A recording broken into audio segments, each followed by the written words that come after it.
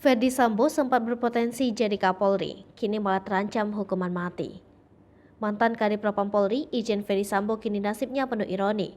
Bagaimana tidak, Irjen Ferdy Sambo sempat digadang akan menduduki jabatan strategis di Polri, yaitu menjadi Kapolri pengganti dari Jenderal Listio Sigit Prabowo. Namun, kini nasib Irjen Ferdy Sambo telah berubah. Ia telah ditetapkan menjadi tersangka dalam kasus pembunuhan Brigadir J yang diumumkan oleh Kapolri Jenderal Listio Sigit Prabowo pada Selasa 9 Agustus 2022. Terkait digadang-gadangnya dirinya menjadi Kapolri sempat disebutkan oleh pakar hukum tata negara Refli Harun pada kanal YouTube-nya.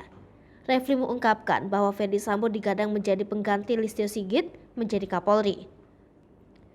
Ferdy Sambo dianggap bintangnya Irjen dan disebut-sebut calon Kapolri di era Listio Sigit karena Ferdy Sambo angkatan muda kelahiran 1973, sedangkan Listio 1969.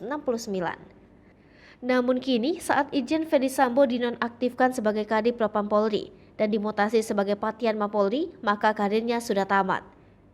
Kasus Brigadir J sudah membuat Ferdy Sambo kehilangan jabatan dari Kadif Propam. Senada dengan Refli, jurnalis sekaligus YouTuber Hersubeno Arif juga menyebut Ferdy Sambo dapat menjadi pengganti Listio Sigit Prabowo.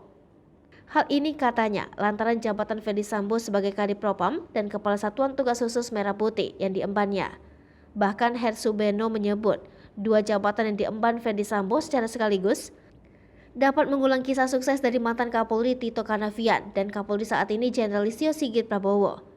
Selain itu, kata Hersubeno, Ferdy Sambo juga dapat mengulang karir sukses dari mantan Kapolri Idam Aziz dan Jenderal Listio Sigit Prabowo yang sebelumnya juga menjabat sebagai Kadif Propam seperti Ferdy Sambo.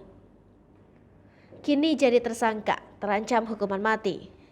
Karir Ferdy Sambo yang melejit di usia yang tergolong muda tercoreng setelah dirinya ditetapkan menjadi tersangka. Penetapan ini disampaikan oleh Jenderal Listio Sigit Prabowo. Selain itu, Listio Sigit mengungkapkan bahwa penembakan terhadap Brigadir J oleh Barada Richard Eliezer adalah perintah dari Ferdy Sambo. Listio Sigit menambahkan bahwa tim sus bentukannya menemukan fakta tidak adanya aksi tembak-menembak seperti dilaporkan sebelumnya. Pada kesempatan yang sama, Kabareskrim Polri Komjen Agus Andrianto menjelaskan terkait pasal yang disangkakan terhadap Ferdy Sambo. Menurutnya, Ferdy Sambo memiliki peran sebagai pemberi perintah penembakan dan melakukan rekayasa atas kronologi peristiwa tewasnya Brigadir J. Kemudian Komjen Agus menyampaikan, berdasarkan keputusan penyidik, Ferdy Sambo disangkakan dengan pasal 340 subsidiar pasal 338, junto pasal 55 dan 56 KUHP dengan ancaman hukuman mati, penjara seumur hidup dan atau penjara paling lama 20 tahun. Hai pemirsa Sri Popo TV, jangan lupa komen, like, dan subscribe serta tonton terus berita-berita terupdate lainnya